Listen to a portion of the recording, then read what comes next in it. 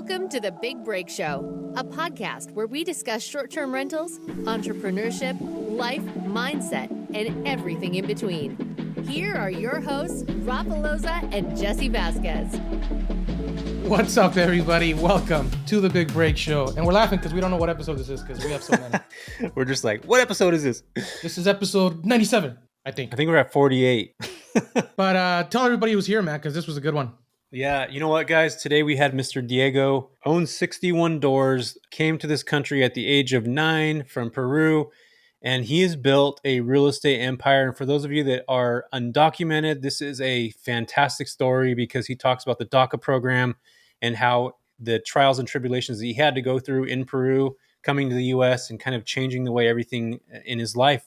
He didn't think a lot of these things would be possible, but then he excels and just, dude, Rafa, this was such a good, and I say this every time we have an episode, we say this is such a good episode, but I feel like every episode just gets better and it gets better and it gets better. You know, people have hardships, people have failures. Some people take that as a sign to quit and go back to what's easy in their life and to make them just be comfortable. Some people take those hardships and failures and really make something out of them, and they use them as an empowerment to overcome adversity, overcome things that they think are difficult, just do the harder thing because they know that if failure is a lesson, right, a hardship is adversity that you have to overcome. And Diego, man, he's gone through quite some stuff, and I related with him a lot. So I was really excited about this episode. And like I say, every episode, I think this one might be my favorite one because we just related so much. Like, it was crazy. You did, man.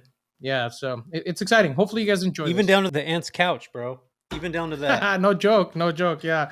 So without further ado, guys, really take some notes. Enjoy the show. We do this to help you guys get better, do better, be better, and grow, and maybe a little bit of entertainment in between there, right? But the goal ultimately is to make sure that you guys are learning, being inspired, or just helping other people by passing this along. So share it, like it, comment, subscribe, all that fun stuff, and enjoy the show.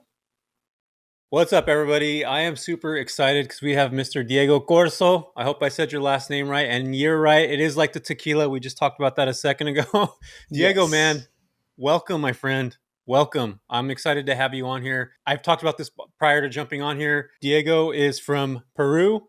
And Diego, let's dive into that from the very beginning, man. Let's get into the nitty gritty of this stuff because, you know, a lot of our listeners have an ethnic background. We talk about immigrant mindset very often on our show. Let's dive into what it's like growing up in Peru, what that looks like, and then transitioning into the U.S. when that actually happened. So let's dive into it from the very beginning, man. Yeah. Number one, I'm very excited to be here, to be able to share my story with you guys and share a bit about my life and see how we can help your audience. Man, so going back, right, as a child in Peru, I was 9 years old when I moved to the States.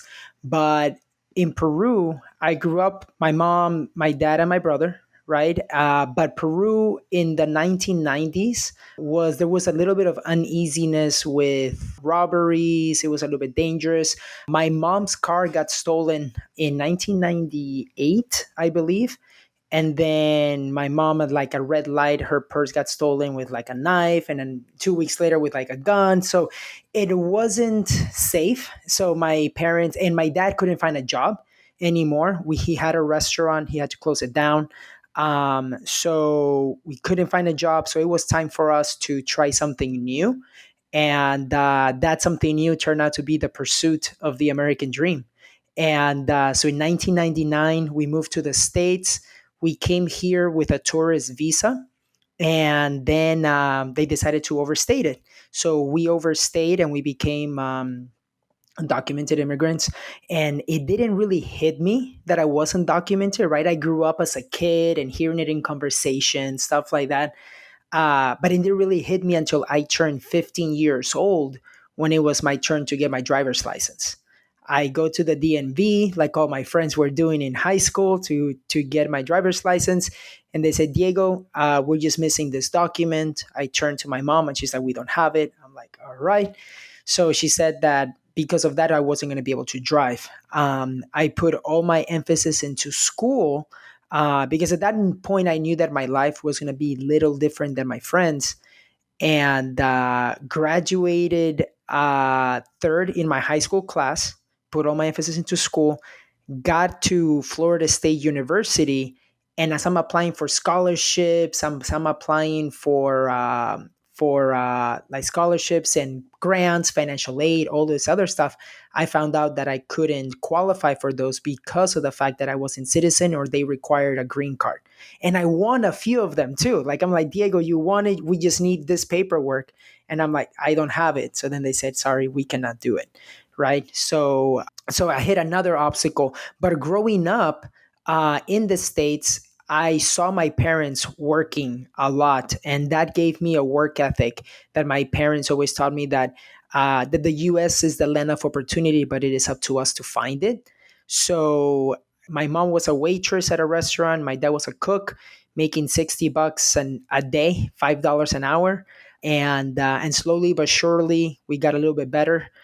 Going back, because some of your audience and you guys would appreciate this story, my parents bought our first car was called El Tren Fantasma, which is like the ghost van, a ghost train, because we didn't know when it was going to turn off, if the windows were going to work, like go on and up, go on, up or down, if the radio was going to work, but it was something that was our car. So but at the end of the day, when we moved to the States, to go back, we moved to my aunt's house, lived there in a bunk bed, the four of us, for about 3 months before we moved to our own place. Once we got a little bit of money saved and stuff on my parents' side, and yeah, so that's a little bit of my background as a teenager, and then yeah, I'll just see what if you guys have any questions or anything. Yeah. So Diego, brother, like it's crazy. I'm looking at myself in the mirror, dude. Okay. Did you say you came here when you were 6?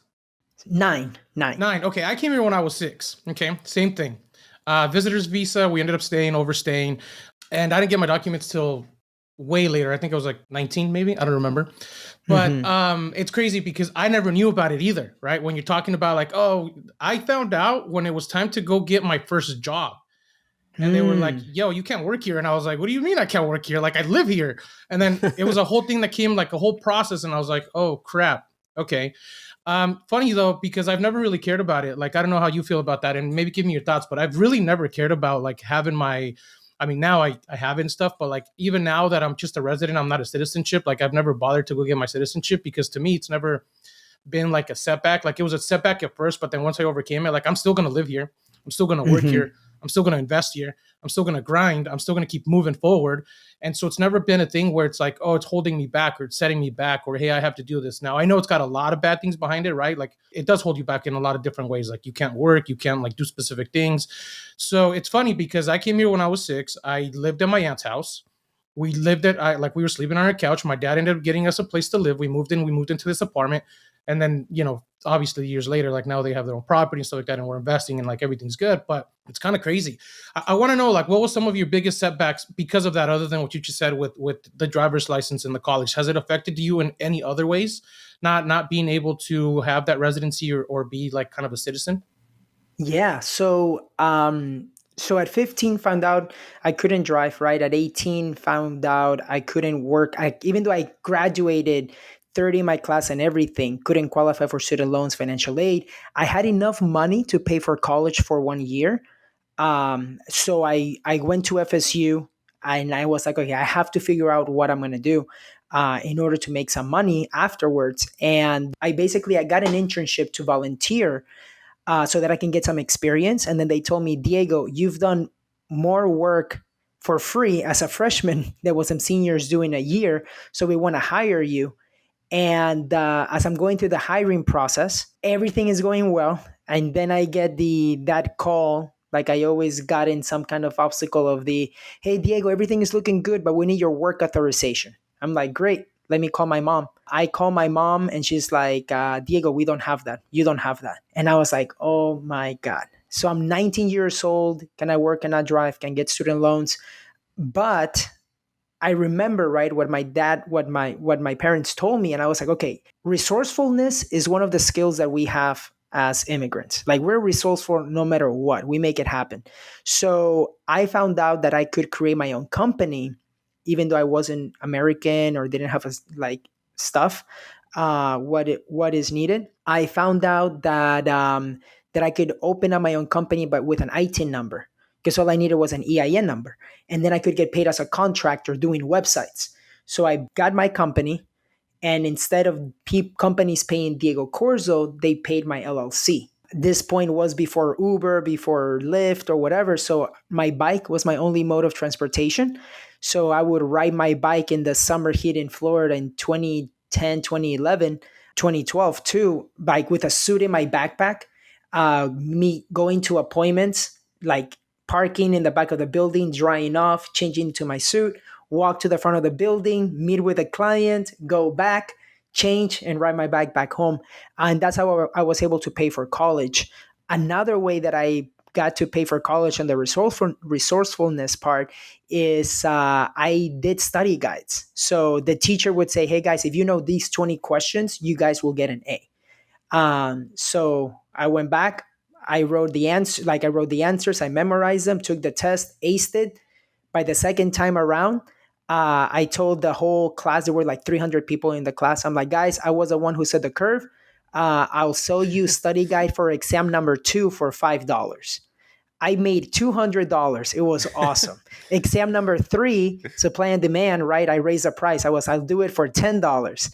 And I made $300, and that's how I was able to pay for some of my classes by building study guides. Diego, you were that guy. Diego was that guy. I was that guy. I was that guy. But hey, I was the guy that also helped you, right? I did it, and then I'm always here to provide opportunity for others. So there was a lot of those up and downs and all of that stuff. And it wasn't until 2012 when the Obama administration created the DACA program that finally allowed me to work and drive. And it's funny, like I was literally graduating college in December of 2012 with 2 degrees in the top 1% of Florida State. And I was like, what the heck am I going to do? Right? I literally can't do anything. I'm going to go back home and try to figure this out, to do websites, but not have the potential, right? So when Obama passed that, I went and I interviewed with General Motors, and they were like, you've done all this, and we want to hire you. Do you want to go to Detroit or Austin? And I go, look, I don't like the snow, so I'm gonna go to Austin. And they said, all right. 2 months later, a month after graduating, I moved to Austin, Texas, and that was another challenge in and of itself. And for anybody that's DACA recipient or that knows how long the immigration process takes, my papers for some reason always seem to take longer than other people. So I moved to Austin, Texas, not knowing when my DACA paperwork was going to come. And I have to give it up for my buddy Pascal. He's my best friend. He actually, because I couldn't drive, he was my ride everywhere in high school and college. And he was moving to Denver and he was going to drive. And I was like, bro, I need to move to Austin. Can you drive me to Austin on your way to Denver? And so he moved me, like he helped me move in to Austin, and then he moved to Denver. But it was those things that, like, I moved to Austin. The first stop was Walmart so that I can have a bike. And again, here was my mode of transportation again. And it wasn't until later I was actually able to convince General Motors to hire my company. And from there, later became an employee after my DACA paperwork came. But yeah, it was crazy. Dude, okay, so I have so many things to say here. Like, I wish we could go longer than an hour because this conversation is going to go on forever. It's funny how much I relate with you. I went in different ways to Diego. It's funny because, like, maybe I shouldn't say this because we're recording this, but like, I didn't care. I used to drive all the time. I know I couldn't. When they told me I couldn't get my license, I was like, all right, well, it's not going to stop me. I got to get to school, and I'm not walking that 1.5 miles, right? So I would take my dad's cars and just drive myself. Like, actually, it's funny. I remember this one time. I was driving all my buddies and we were going to the bar, and I still didn't have my license at that time. I didn't get my license until I was like 24, dude. So we were driving and we go through a DUI checkpoint, and I have no license, and I'm driving everybody in my truck, right? And we get through this checkpoint, and they stop me and they're like, hey, can we see your license? And I was like, I don't have one. And he's like, what are you doing driving? And I was like, you see all these guys right here? All of them are wasted. I was like, I was the only one that didn't drink today, and I wasn't about to let any of them drive me home. So I jumped in the driver's seat, and the guy was like, get out of the car, pulls me out of the car. He's like, listen, man, I can't, you can't drive this car. But because you stepped up and let your buddies all not make a stupid mistake, he's like, I'm going to let you go this one time. Don't ever do this again. Dude, lets me get back in the car. I drive straight home, drop everybody off. I was like, later, guys, I'll go back and home inside. So I got kind of lucky on that part, right? But anyway, my God. So it's kind of crazy. But because to me, it went a little bit different, right? I kind of got discouraged about the school thing. So I didn't really care too much about school because when I got to college, they had a program. If I remember correctly, it was called the AB 540 program. And where they would allow people without documents or without some sort of form of getting a scholarship to where they would cover your school. And so I applied for it. I think I got one semester covered. And then as I was going to school, I was like, you know what? I was like, I'm going to put all this effort, all this money into going to school. And for what? At the end of it, I'm not going to be able to get a job anyway. So it discouraged me. And I said, you know what, school, peace, I'm out. Which kind of, in my side, I guess turned out to be a blessing anyway, because I didn't care too much about school. I wasn't going to go to college. And for me, seeing my dad always being an entrepreneur himself anyway, growing up, I was like, wait, I can just do my own business and make my own money. And my entire life, that's it's always been that way. I've always been an entrepreneur from the beginning. Started my own business, have my own collections agencies. I did a lot of art stuff, sold masks. I mean, like all kinds of crazy stuff. And now, real estate and short-term rentals is kind of my avenue, but back forward into the future. I really like your story, dude, because a lot of people out there listening, like they think, hey, I'm on DACA or I'm undocumented or I can't do anything that other people have the opportunity to do so. And listening to you and listening to this episode, they're going to be like, wait a second. This shouldn't really be a setback. Or wait, I can actually go out and do something. Because your idea of the LLC is gold. I never thought about that. Even now, today, I'm like, holy shit, why didn't I think of that before? That's gold. Mm-hmm. You can actually work, but you can be the employee or the person collecting the money from your company. Bro, that right there makes this entire conversation worth it, because anybody listening, that is a huge, huge advantage. And I've never thought about it that way, right? But anyway, so I'm going on this ridiculous tangent because I really like the story. I like where you're going with that too, but there's also, you just talked about the DACA side, but there's also another side where there's a lot of people that look at people that are in the DACA program as being less than. We're paying for taxes for Rafa and Diego. We're paying for this, we're paying for that. And that's a big issue in the U.S. And that's what separates the Democrats and the Republicans, right? And I don't want to get political on this, but unfortunately, there's a large amount of people that are even my same skin color that look at this as being you're undocumented, you shouldn't be here kind of thing. So, I've always been on the side where what you just brought up as your mother and you're being robbed and stuff like that. When people talk about America being a place that you can come and actually literally do anything, it is entirely true. And that's why you have people that are coming that literally try to get on planes, get in the wheelbase of a plane to try to get here. That happens. People do that. Literally people do that because the places where they're living are not conducive to raise a family. It's just not a place or an environment. I think it's hard to translate that, Diego. It's hard to have a conversation with somebody that's on that other spectrum that doesn't understand what that is because they haven't been able to live it. How would you, or have you had conversations with people like that almost look down on you or look less than? Have you had that before? Yeah, I mean, so to fast forward a little bit, in 2017, when the Trump administration, and again, not to get political, right, but when the Trump administration tried to terminate DACA, by that time I was 26 years old, no, 27. I already owned 8 properties. I had a real estate team. It was small back then. Now we have 10 agents, but back then it was small. But I was employing people. I had already quit my full-time job as a software developer, working full-time as a realtor, creating jobs, housing people. Imagine 27 and already own 8 properties, right? And I'm undocumented. So I shared the pictures. I shared the picture of the taxes that I paid in 2016 of over $28,000 because I had so many people saying that, oh, DACA recipients or undocumented immigrants, they don't pay taxes. And Jeff Sessions, quote, he says that DACA denied job opportunities for thousands of Americans by allowing those jobs to go to illegal aliens.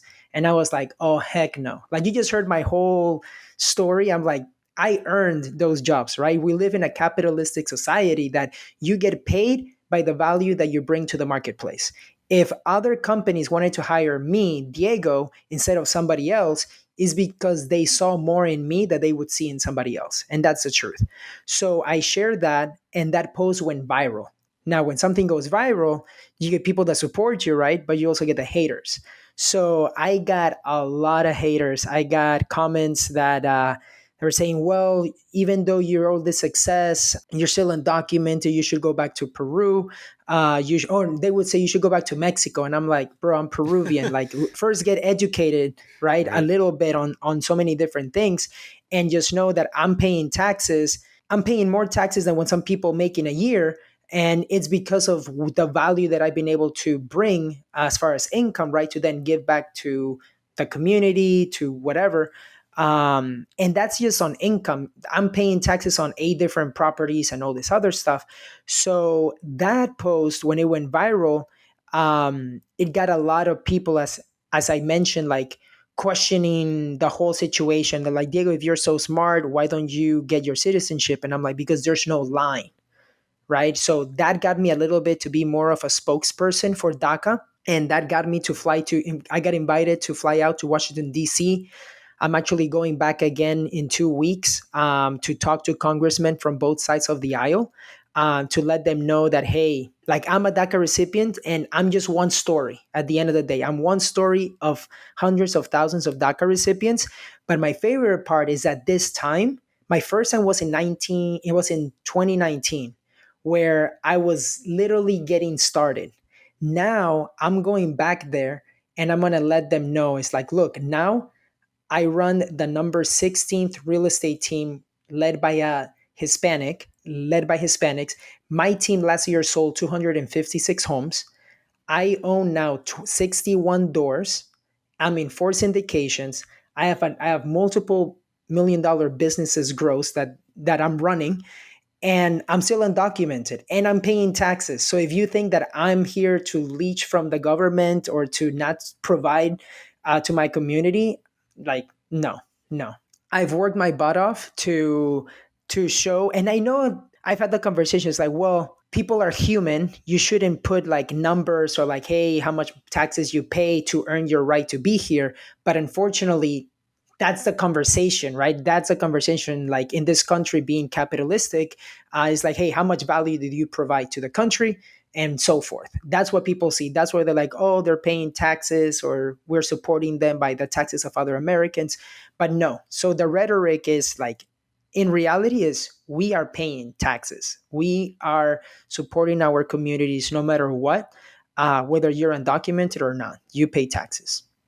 I think a lot of that goes down to just people being educated because people are just ignorant about it and not a very good way. Just because they don't know, they think that what they're accustomed to is right and what we're doing is wrong. And it's, excuse my language, but it's bullshit, right? Like get educated, like you said, because you're 100% correct. I mean, look at what you're doing and all the hardships you have to go through, and yet you still didn't let that hold you back. But the people who were born here, who were citizens here, their mindset is, well, I'm going to go to work, and because I have to pay 20% of my paycheck, like screw everybody else that's coming here to steal my job. Like, bro, look at what we're doing, you know? Mm-hmm. Yeah, and not only that, but most undocumented workers are doing the labor that most people don't want to do. Working in farms, trucks, like all that whole agriculture industry is where a lot of the Latin culture goes to work for undocumented workers. And that's where a place where they feel safe. Like they're not going to be bothered, like they're not going to be attacked in a certain way on that end. But I was actually reading a study about how much Hispanics bring to, this is just California study, like how much income comes from the Hispanic culture that are undocumented. And it was almost like half of the income comes in because a lot of Hispanics spend a lot of money too. Like they'll get money and then they'll spend a lot of money. So it circulates through the entire system like pretty well. I don't know if you guys have ever seen the movie. It's called A Life in the Day of Without a Mexican. Have you seen that movie?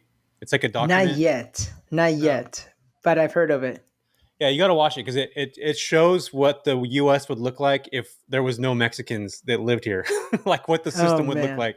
It's crazy to watch, but it's also like it also is kind of sad in a way because this whole culture of the agriculture side is hinged on the backs of a lot of folks that come from Mexico and different areas to go and work. But I'm glad you brought that up, and I like the way that our conversation is going right now, Diego, because I think a lot of times, and I think that's, Rafa and I, to educate a lot of people a lot of times is, these hardships of riding your bike everywhere. Like a lot of people aren't used to that. Like you're not used to getting in a bike and then changing in a bathroom to put a suit on to present yourself in a certain way. Like a lot of people that are born and raised here don't understand what that could even potentially feel like. And when you brought up resourcefulness, I find that to be 100% accurate, because you have to figure a way out. And that's what exactly coming to the States, wherever it is that you came from, is that you're figuring a way out. And that's like the first part of it, right? And that's the most difficult part. And once you get here, you got to figure everything else out. But man, I love where this is going, Rafa. You got anything else on? Yeah, I mean, Diego, all right, so correct me if I'm wrong here, but I have a theory, and it's not just based on what you're telling us, but based on the people around me. I'm Mexican, right? I was born in Mexico, and a lot of my family members and a lot of people I used to work with are all illegals, and around that whole like ecosystem of people. The hardships that you go through, and the hardships that have set you back throughout your life as you're getting to the point where you're at now. Let's say you were 9, you were a citizen, you had your documents. You think you'd be where you're at right now? Had you not gone through all those hardships and actually made yourself resilient to get to this point? I don't think so. I don't think so. I think it would have been, yeah, I don't think that I would have had that huge example of my parents. And I think that things would have been a lot easier.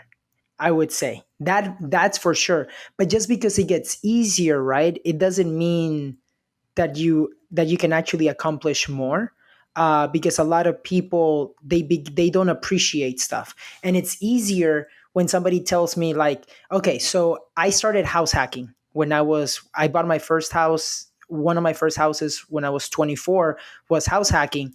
And my American friends, some of them would be like, Diego, why are you living with roommates when we're making such good income? Well, I mean, I was a software developer at General Motors, and I'm living with roommates. And I'm like, well, because I will be financially free in my 30s. You want to work until 60. I have a different vision. And it was, for me, it was those sacrifices that, like, for me, living with roommates, it was completely normal. Like, I lived with big family and stuff like that, and my parents were always like housing people that were coming from Peru and stuff like that. So like for me, it was like it was the norm. It changes a little bit different from the perspective of like, because of the sacrifices that I did, that I didn't think in the beginning were sacrifices, but for some other people were, right? I feel like that is what allowed me to grow even more. But also, it's from coming from the perspective that because we started from zero, and we here in the United States, and even though it sucked, we were okay, right? If we look back, we're like, oh wow, we've come a long way, but we were still okay. We just had to work hard, and it wasn't the same. But now that we're here, I'm like, if we have to come down, we would be okay. That zero is fine. The only way that we can go is up. So coming from that perspective, I have had those sacrifices, things that weren't easy, but things that pushed me. And here's the thing. Imagine that you're running on a hill, right? If this is the 10th time that you go through the hill this whole month, you're gonna be okay. It's gonna be tough, but you're like, dude, I've done this 10 times already. Like it's not that hard. But if it's your first time running, like if you're there with a buddy and this is their first time running a hill, and they come from like Florida and now they're running in Colorado in the hilly part, they're like, holy crap, this is hard. I'm gonna be super sore tomorrow, whatever, right? And it's the same thing with like problems too. Like a big issue for me, it's not the same as a big issue for somebody else. Because I'm like, bro, that it's fine. We can find a solution. Like there's a solution for everything. Let's just look at option B, C, and D, and you're only focusing option A, right? So creativeness and resourcefulness has been one of those things that, by me not having my life easy, has been a skill that I've been able to get. And it becomes to be like a blessing in disguise. Like me not being able to get student loans from college, like I get to say I did have to work my butt off in college, but my buddy and I had the same job. One was in student loan 60,000, and I did not. I like that's a blessing in disguise. Back then it was hard, but now it's like holy crap! I have all this extra income, and I don't have to worry about student loans. And I just deploy that into real estate. Yeah, man. I love it, man.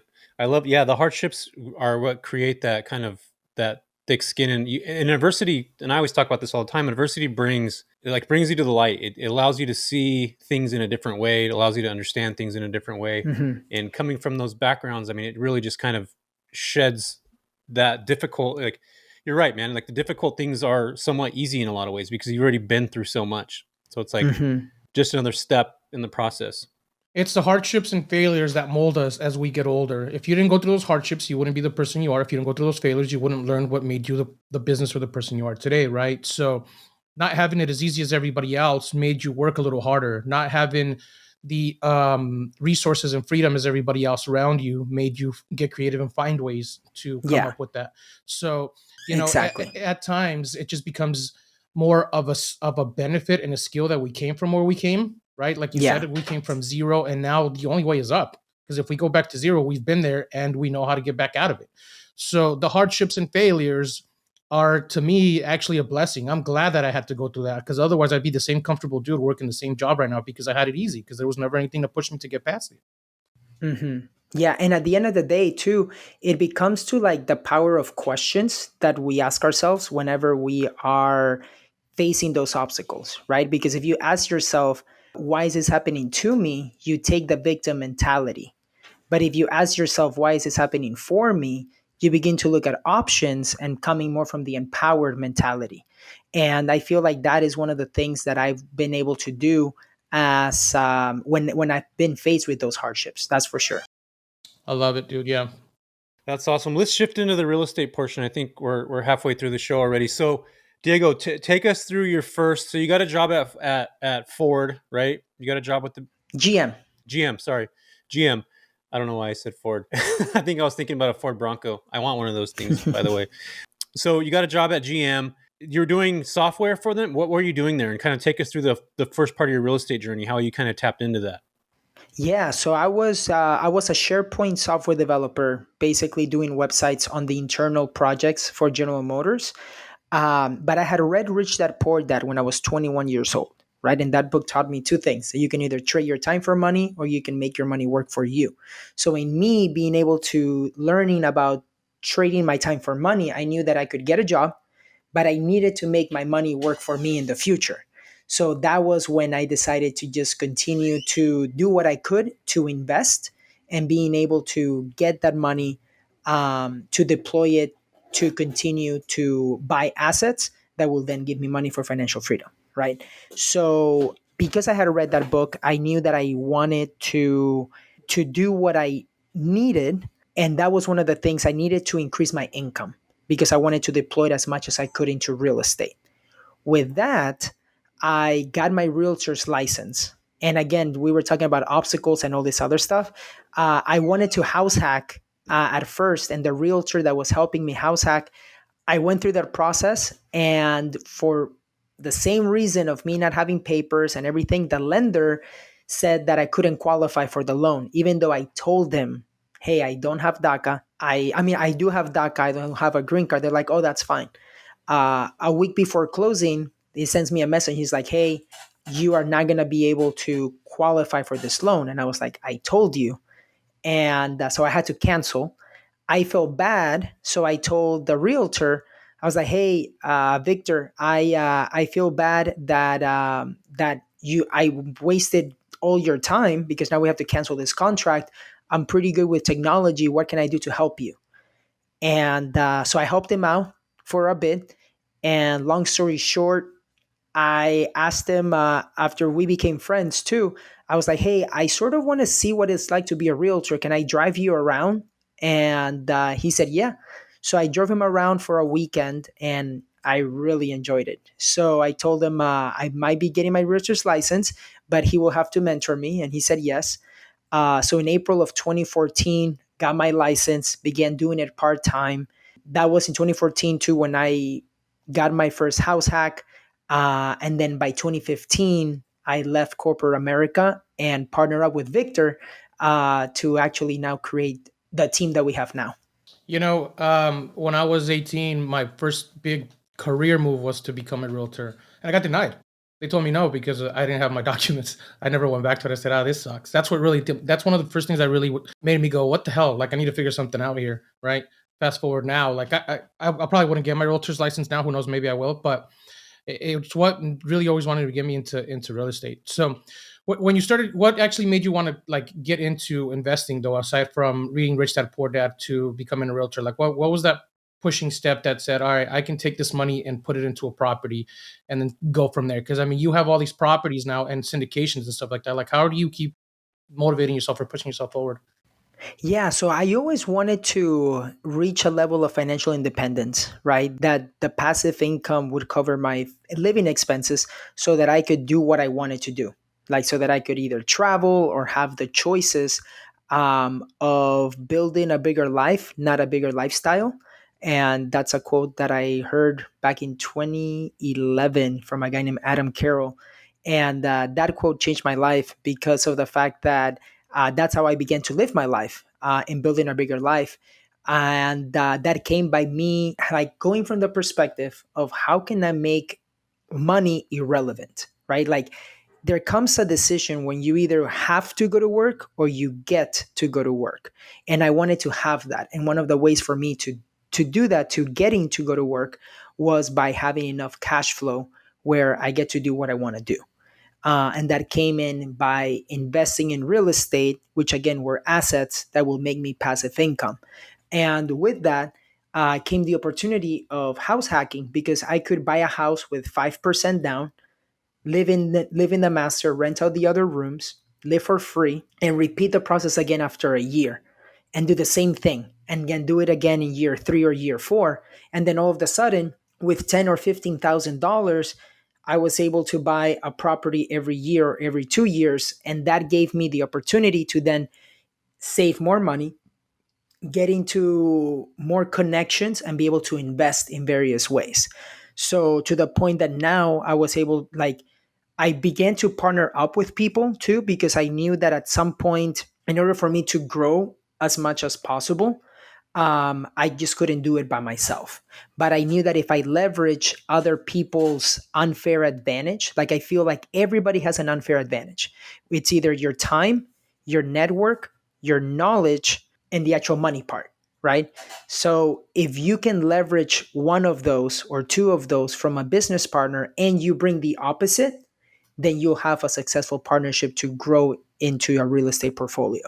With that, that's how I've been able to now I have 15 Airbnbs in the Smokies. I'm part of JV on a 16 unit apartment and other multifamily and single family homes. But it all comes by partnering up with people that have an unfair advantage that I don't. That's really good. One of the biggest setbacks that people have is they think that they need to bring the money, do all the work, figure it out themselves, and then get started on their journey themselves. Like that's not the case, right? And I know that because that's what I thought for the longest time until I figured out, wait a second, I can be a part of the deal just by my knowledge or experience, right? The sweat equity side of things. Or I can save my money and throw my money into a deal and just have the other person do all the work and me just be that private silent investor, which is true passive income, Jesse, by, Yeah, just receiving that's those true. checks from being an investor. We argue about passive income all the time. Yeah, we do. But yeah, I really like that. I mean, that's kind of where I focus now. I'm actually more of like putting in money into deals or finding deals and having people give me money now. Raising money is something that I'm really, really getting into now because it's like an art, man. It's like knowing how to speak to people and explain deals and finding those deals and stuff like that. So that's cool. So 16 Airbnbs in the Smokies though, it's nuts. It's pretty good. Yeah. It's a lot. Yeah, it's in thankfully again with the right business partner, but thankfully too, I mean you guys are in the STR space too. You guys know how crazy that market went up. I bought my last duplex in January 2021. Everything else was bought between 2018, 2019. So we got into it really low numbers. We saw before it even got crazy. So really, really happy there. But yeah, and then now, one of the things that, as you mentioned, right, like what is it that I do and stuff like that. The more that I have shared my DACA story and sharing online and social media, the more people that have reached out and were like, "Holy crap, Diego, you've accomplished that with DACA," or "I'm American, I want to do the same thing that you're doing of investing and all that stuff." So that's what's giving me a chance to continue to help others. So I want to focus on social media really quick, Jesse, if you're cool with that. Yeah, go ahead. How has social media impacted your business, affected the way you operate, and what kind of opportunities have you gone from it? Oh man. So number one, being on podcast, like social media is great, right? Having the audience, knowing your avatar, seeing like who you're speaking to is super important. But being on podcast allows me to be able to add more people if they like your story, right? If they can identify themselves with your story, or it inspires them. So I was featured on the BP podcast in 2019, and I got like 2,000 followers in a week. It was crazy. I had a lot of people that reached out, they were asking me questions. So then I created, because of those followers, I had so many people asking me questions that then me and a buddy created a mastermind group where we would basically teach them about real estate. Giving them accountability, telling them the steps so that they could do it, because there's a lot of free stuff online, but I believe that if you're surrounding yourself with like-minded people and having the accountability to help you get there, then you can actually do it and get results instead of creating excuses. So that's what we did. And social media, for example, has allowed me to create that level of community to attract the right people into the mastermind that will take action.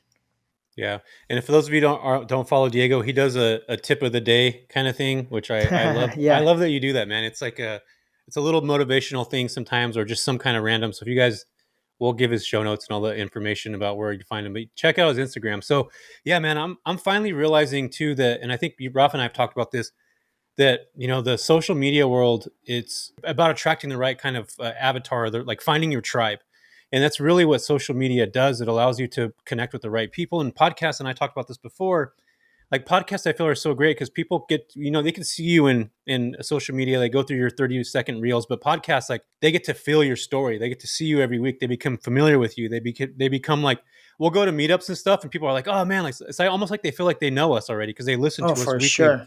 week after week after week, and it becomes that you get that familiarity that you can't get with anything other than like podcasts or like AM, FM radio, things like that. So for me, it's I think it's such an empowering way to connect with people and for them to truly know how you are. Because like Rafa and I are the same way right now that we are on the podcast, right? We're the same way, and guests are this. It's the same situation. But yeah, man. So let's talk about the real estate side of things now. So you picked up, Mhm. you talked about the duplex. You talk about you got your real estate license. So how the hell did you get so many doors? Let's talk about that. So you partnered, you got the 16 in Georgia, right? Or Tennessee or So I have 15 doors in the Smokies, 16 doors with some partners, with four other partners in Augusta, Georgia, and then I have a quadplex in McAllen. I recently bought a duplex here in Austin, owner financing with a buddy, which was awesome because I think that a lot of people are like, "Hey, the MLS doesn't have good deals," blah blah blah. But we were able to get one, and it's been great. We were able to negotiate that deal. can you talk about that real quick, Diego? Because I'm actually going through this right now myself. And Rafa, I was going to actually reach out to you on this. Maybe you and I can partner on it. Walk us through that real quick. This seller financing deal, because the MLS, I feel like there's a lot of opportunities out there too. This property's been sitting for a while, and I guarantee the one that you had has been sitting the same, right? Yeah. So here's what happened. Basically, the property was on the market, I believe, for like 30 days or something. But the listing agent, when we spoke with them, he told us that the seller would be willing to entertain and basically an owner finance deal. Now, with my business partner Ward, on that deal, I told him, look, the only way that we can partner up that will make this a good deal is we need to get it at this number. So the property was listed on the market for like 425, and I was like, we need to be 400 or lower, and it needs to be owner financed. Let's see, we're going to give them two options. Like we didn't submit one option, we gave them two, which basically told them it gave them the opportunity to, instead of saying no, I'm not going to take this, it actually caused them to think, okay, which one will be better for me, right? So we gave them two options. Number one, 7% down, which was $30,000, 3% interest, 40-year amortized, and 10-year balloon. So with that, we gave him that as an option. We had that as an option, and option number 2 was 30,000 down, 2.75 interest, 30-year amortized, 10-year balloon. And he accepted option A. So we literally were able to buy a home a month ago for freaking 3% interest when everybody and their mother is getting 6 to 7%, right? And it all came by asking, and it all came by figuring out what was important for the seller. The seller wanted to get rid of the property and to just get some cash flow. And it also allowed him to not pay crazy taxes if he was able to get all the money right now. So he only paid taxes on, like, he had some closing costs and stuff, but all he wanted was continuous cash flow, and that's what we were able to get him.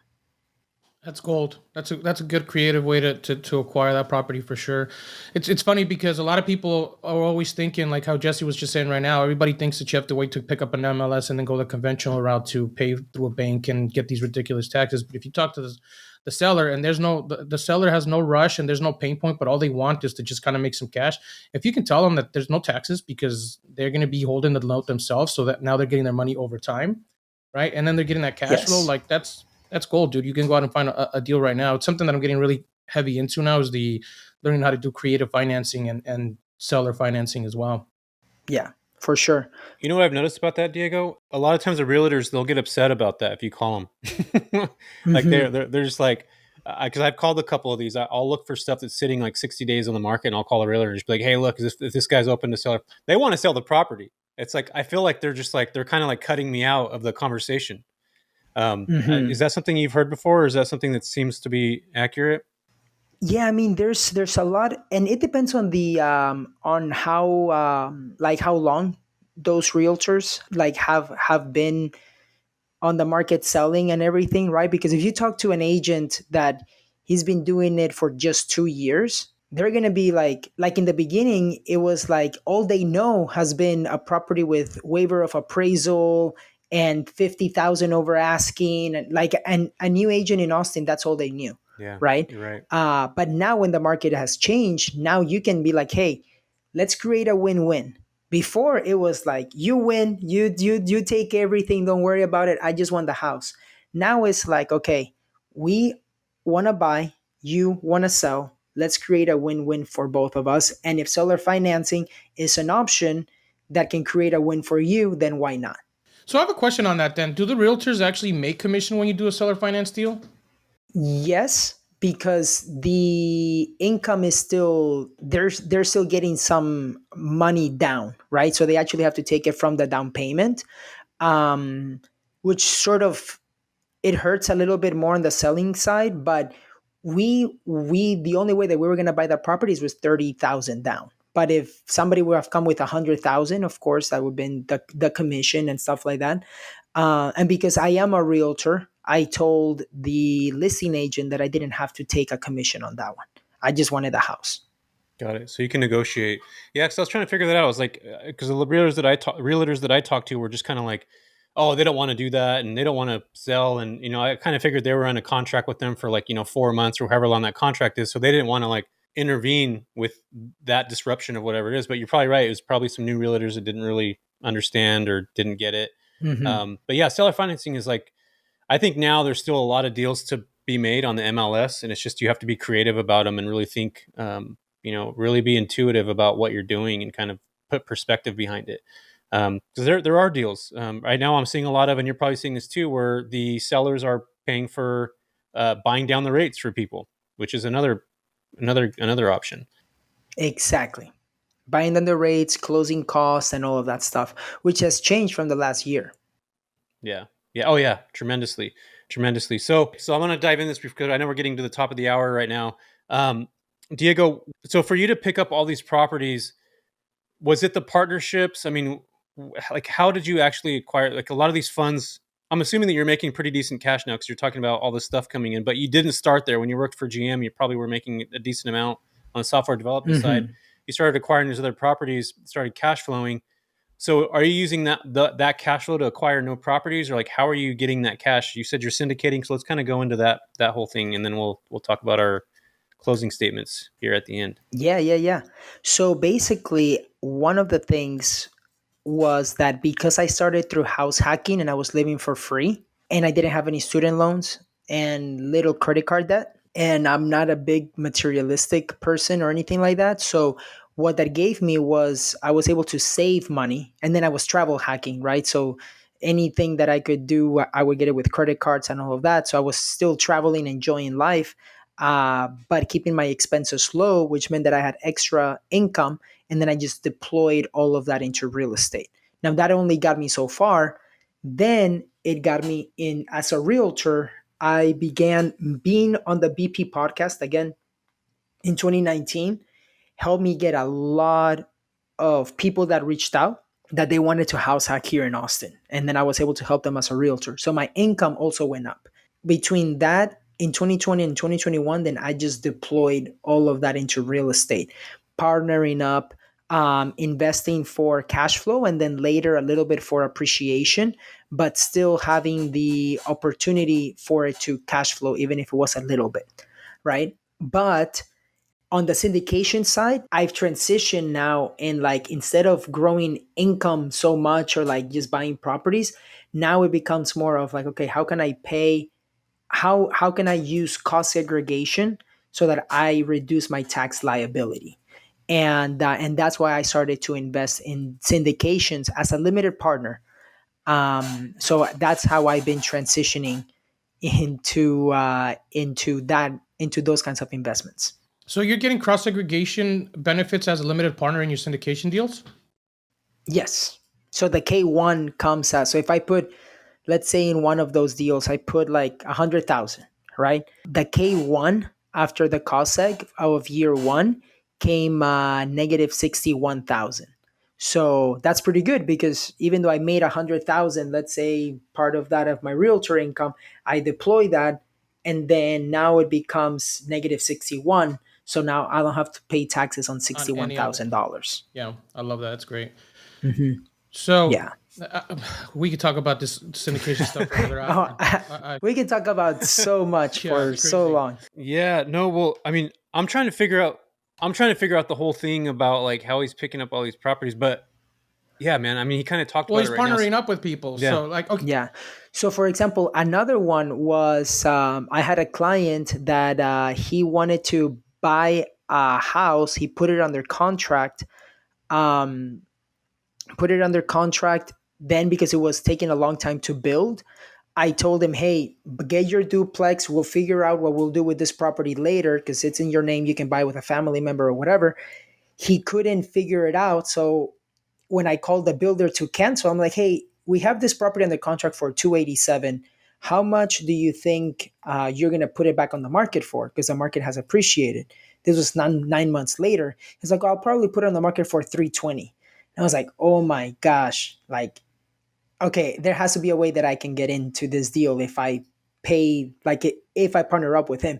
So we were able to find a partnership where I lend him, I bought the property, all the money in, I'm getting all the cash flow, but it was the only way for me to get into the deal was by keeping him in the deal and both of us co-signing, right? So again, the creativity, and now that property went up to at some point, because now the Austin market is changing, but at some point it went up to 500,000, right? And we have it under contract for 287, and the interest rate is on an investment loan is 3 point something.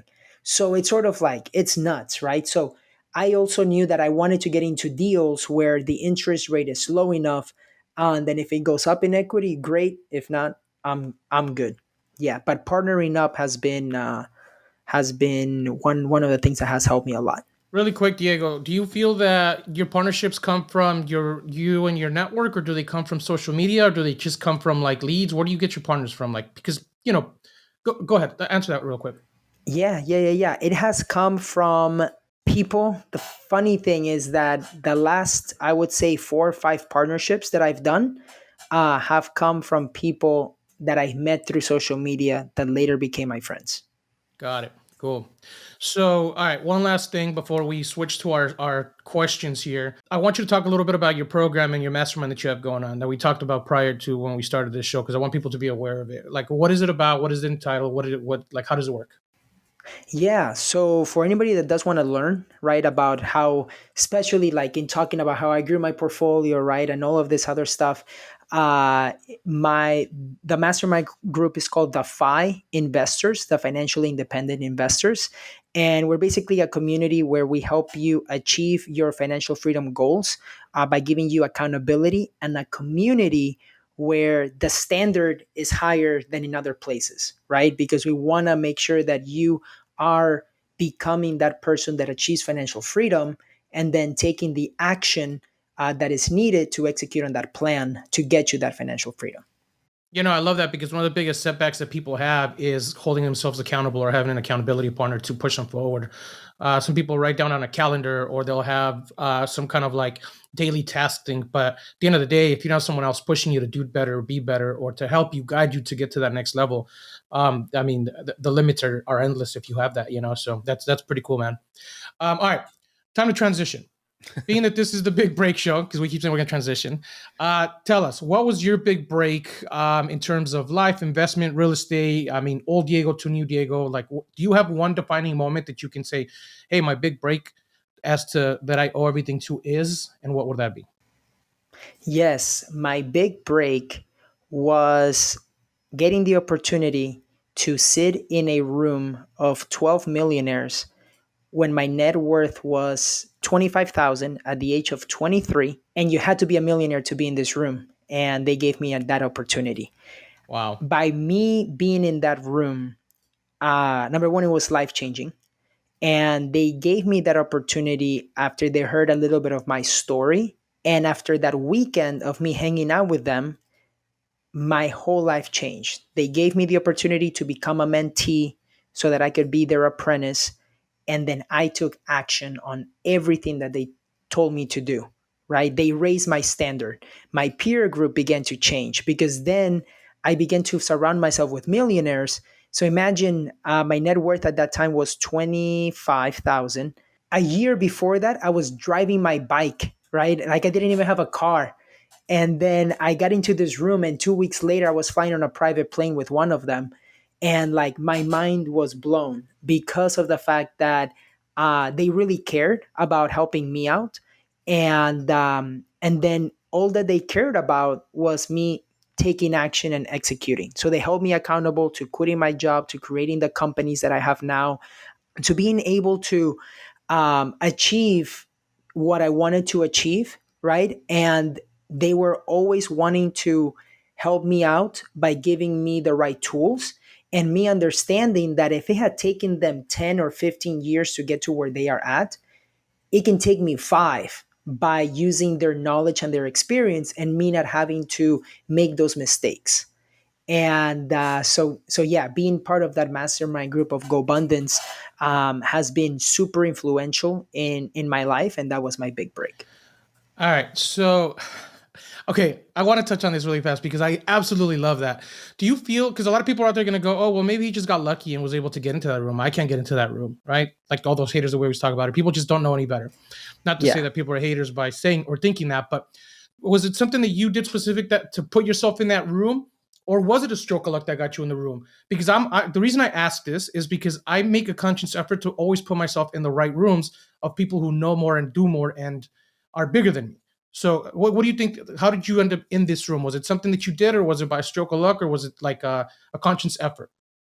Number one, I'm a big believer in what Jim Rohn says, that you're the average of the 5 people that you surround yourself with. So I'm a big believer that like there's power in your peer group. There's power in the conversations, right? That you have, and action again. So I want the audience to ask themselves, how many times have they heard a podcast and they said, ooh, that was good, I should reach out to that person, or at least thank them? I bet you a lot of people have had that. How many people do it? It's another thing, right? That's another question. I heard a podcast from a guy named Pat Hyben. He mentioned the group GoBundance. He mentioned the importance of a mastermind group. I was working at General Motors. And instead of me listening to music and stuff like that, I would listen to podcasts on the realtor side while I was working on my IT job. And that podcast really hit me. And I was like, oh my gosh, I need to thank him. I need to reach out to him. So I follow him on Twitter. I send him a private message and I'm like, hey, Pat, I'm 23 years old. I just heard your podcast, really inspirational. I just got my license, blah, blah, blah, with KW. He responds and I was like, holy crap, this is awesome. And then I mentioned that I wanted to learn more about GoBundance. He mentions, well, GoBundance is for millionaires, entrepreneurs that do this. They like to achieve amazing things, accountability, health. And I was like, oh my gosh, I want in. So that was action number one. I sent that tweet. Action number two, even though he said that is for millionaires, I went on the website and I filled out the form. Like I didn't care. I was like, I want to learn more about this group, right? So I filled out that form and I got on a call with another guy that's one of the owners of GoBundance.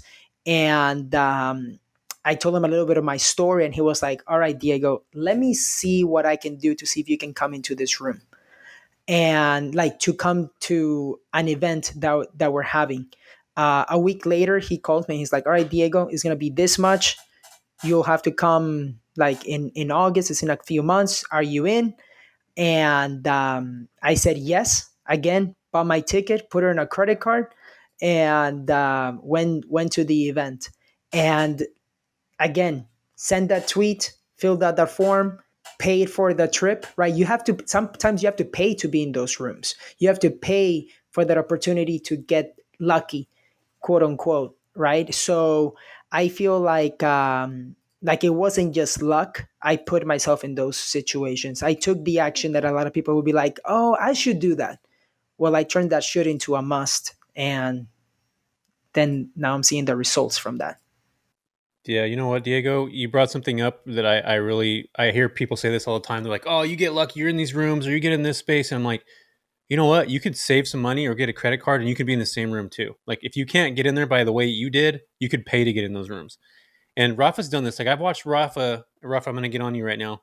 I've watched this dude over the last couple of years, like change, like he's changed in a positive, good way. Like he's morphing into, like he's talking about like wanting to go out and pitch stuff now. Like this wasn't Rafa that I knew a year and a half ago. Like Rafa was like, yeah, I know my stuff. And now he's like morphing into this other person. But I love it, man, because you watch people evolve over time, right? You watch them kind of go what they're used to doing and then getting uncomfortable. And going to these masterminds and stuff like that is really important because you're right. You're in the same room as people that are doing 10x or even things that you can't even fathom, right? And you probably had conversations with people who are just like, holy crap, you're making this much, you're doing this much, you're doing this, you're doing that. So it's like, I don't know, man. It's such a cool thing to hear because I think not a lot of people talk about it, but also you're giving credit to that. You're not just saying like, yeah, I made it myself, I figured it out. You sent the emails, you figured it out, you've went on GoBundance, you figured out. I want to get on that thing, man, but I don't want to be on the low level tier. I want to be on the high tier. Dude, let's talk. Yeah, man. It took me a while, and it's funny enough. I was the first one that was not a millionaire that they let in, and the difference was that I showed up, where I just showed up to as many things as I could, but just what you just said is like there's nobody that's self-made, right? It's like me on my path to becoming a millionaire, and still undocumented, right? And I'm super transparent with everything because I feel like it creates a story that if you really want it, you can make it happen. No matter what your background is, no matter if you're American, if you're not, if you're undocumented or whatnot.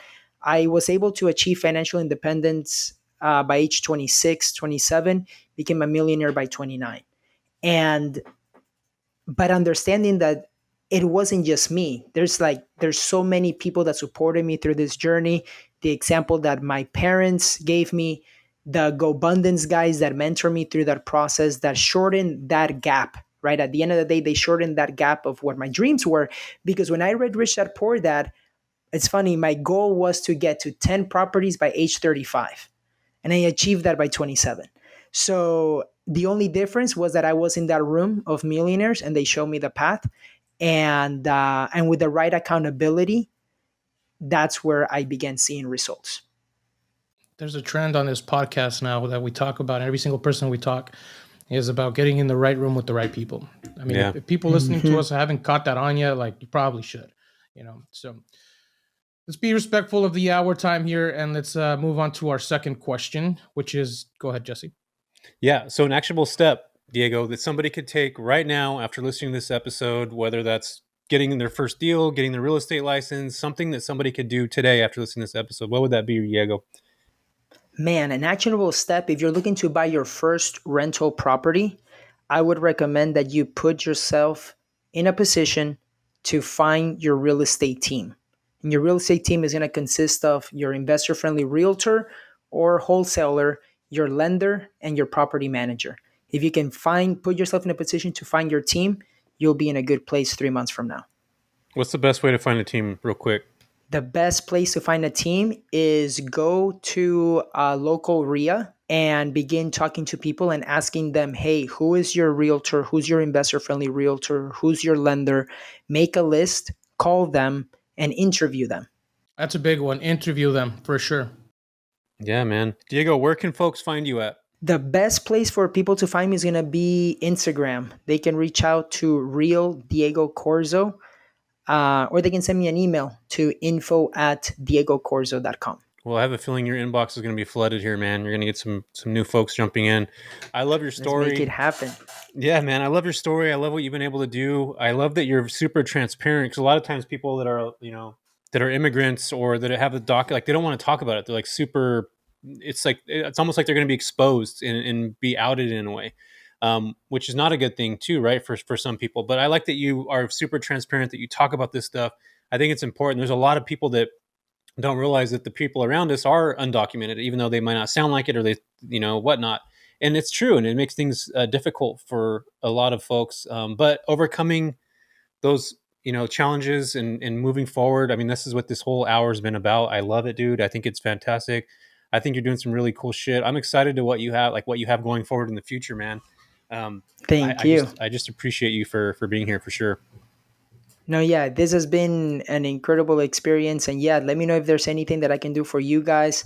I'll be happy to connect in the future. And if you guys want to talk on other topics, happy to come back. Yeah, Diego, I think we're definitely going to have you come back and talk on some other stuff, man, because there's a lot of things that we can go into here in different avenues of just mindset, investments, real estate, the works. So appreciate you coming on, dude. Really, this was a really good conversation. Thank you very much. Thank you, Rafa. Thank you, Jesse. Thanks, man.